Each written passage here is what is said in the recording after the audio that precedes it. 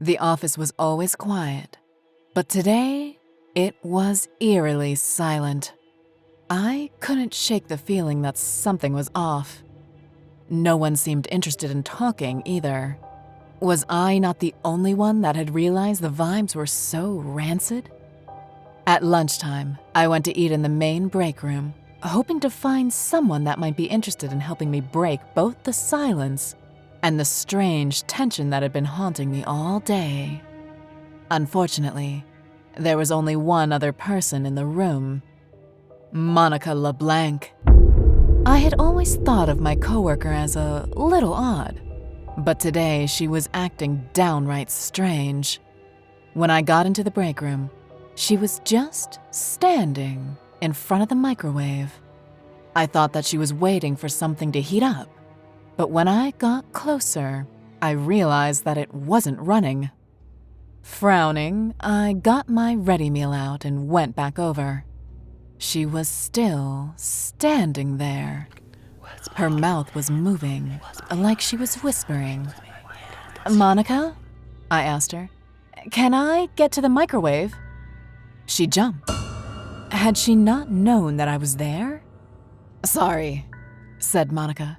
Her voice creaked. She stepped away from the microwave and left the room. I couldn't shake the encounter from my mind. The rest of the day, I found myself trying to keep track of where Monica was at, just to see what she was doing.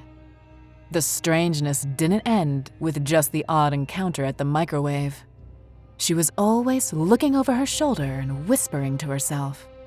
I couldn't help but wonder what she could be hiding. By the end of the day, I had seen her staring blankly at the wall for 20 minutes without blinking, talking to herself, and even picking at the long sleeve of the shirt that she was wearing. Was that blood dotting the cotton? I couldn't get close enough to tell, but the possibility that it might have been was enough to make me insane with curiosity. I decided to investigate. But little did I know, the secret Monica was keeping was more terrifying than I could have ever imagined. I wish I would have never followed Monica after work this day.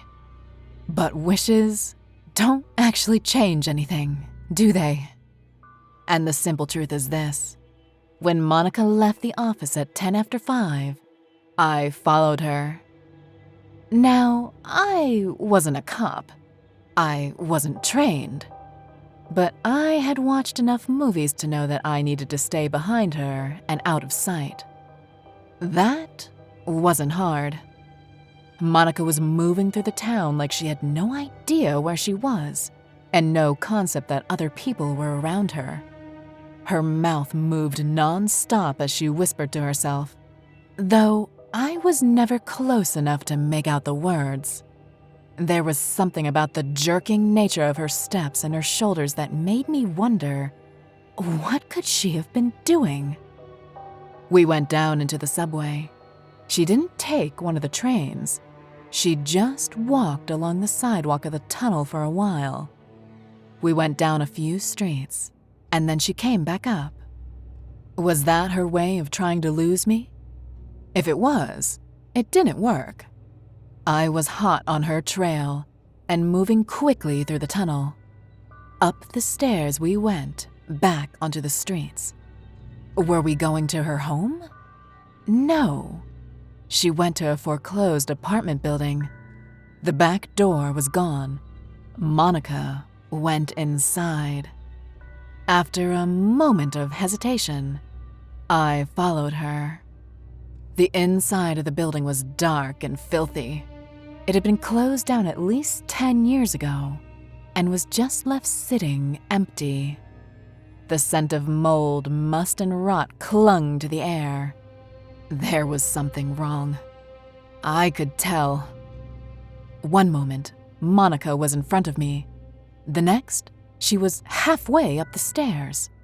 She shouldn't ever have been able to move that fast. This was a bad idea. But I had gone this far. I wasn't about to wuss out. I stepped further into the building. making my way through the lobby of the apartment building and over to the stairs. I could barely hear her shoes thumping against them. She must have been on the 3rd or 4th floor by now. I started up the stairs, moving way slower than Monica. The wood was rotted in spots, and I didn't want to fall through and get trapped or break an ankle or something like that. Vandals had come through at some point and painted on the wall.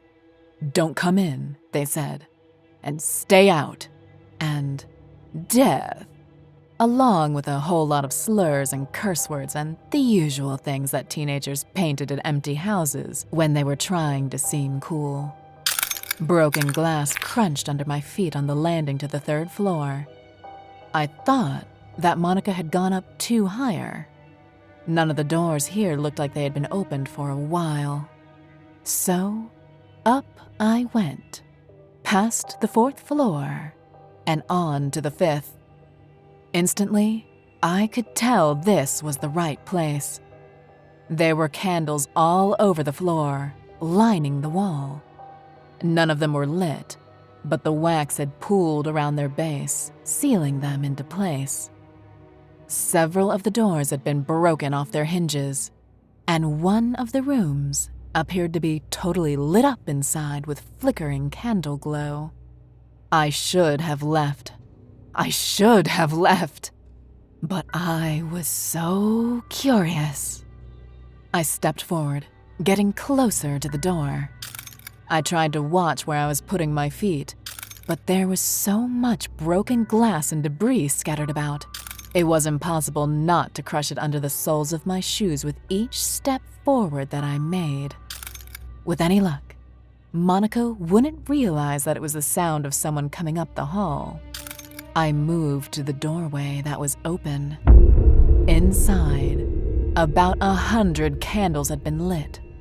Monica was kneeling on the ground, in the middle of a pentagram that had been painted on the floor.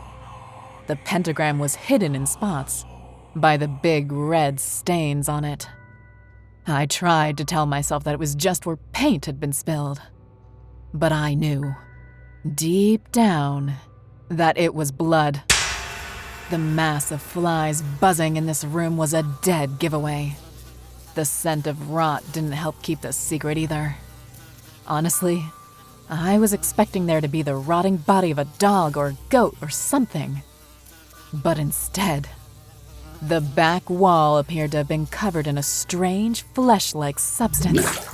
It was covered in a thick, viscous slime, which not only dripped onto the floor at the base of the wall, rotting the wood, but also appeared to bubble up every time that the meat moved. And it did move. The fleshy substance was pulsing, not like a heartbeat, more like lungs, as a chest moved in and out, up and down. There was no face on it. Thick tendrils came off of the main mass and stretched up, growing over the top of the ceiling. A few of them had started to grow along the base of the floor as well, stretching out towards the pentagram. I had to bite my lower lip to not make a sound. My breath was pulled in harshly, and then I held out. Monica grabbed the hem of her shirt and pulled it off. I was right. It had been blood on her sleeves. Intricate lines had been carved over the length of her arms, her shoulders, and all down her sides. It looked like the scripture on the cover of the Book of Kells, almost Celtic in shape, though I had never actually seen anything like it before. Monica reached up and started to dig her nails into the carvings, ripping them back open. Blood ran down her skin. I lurched forward, grabbing her by the shoulders. "Monica! What are you doing?" Monica turned to look at me. Her gaze was vacant. Her mouth was open. Slimy, thin tendrils were pushed out of her mouth. They were flicking at the air before her, like a snake's tongue. She couldn't see me. I screamed and backed away from her. She lurched up onto her feet. The tendrils were growing bigger. I could see them rippling underneath of her skin, pushing out the sides of her neck and her cheeks. That same thick, viscous slime that was bubbling on the surface of the flesh growing on the wall began to drip from her. It didn't just spill from her open mouth. It ran out of her nose and dripped from the corners of her eyes like tears. There was a wet, suctioning, popping sound as her jaw dislocated and her shoulders bounced into an odd angle. She was whispering, except that the words were coming from the flesh that was growing on the wall and not from her. They seemed to be surrounding me. I had to get out of there. I turned and I ran. I ran down all 4 flights of stairs as fast as I could manage. I threw myself out of the back door and into the light of day. Except it was night out. I didn't know how long I had been in there, just standing and staring at Monica. But the sun had set and the stars were out. The city lights were bright around me. I ran into the road. A car slammed on the horn and swerved to avoid me. I couldn't think. My feet moved without any actual commands from me, and they carried me onto the sidewalk, and then to my own house. I thought about calling the cops, but what would I have told them? That there was flesh growing on the walls? That my coworker was infested by some sort of parasite? No. There was nothing that I could have said to them.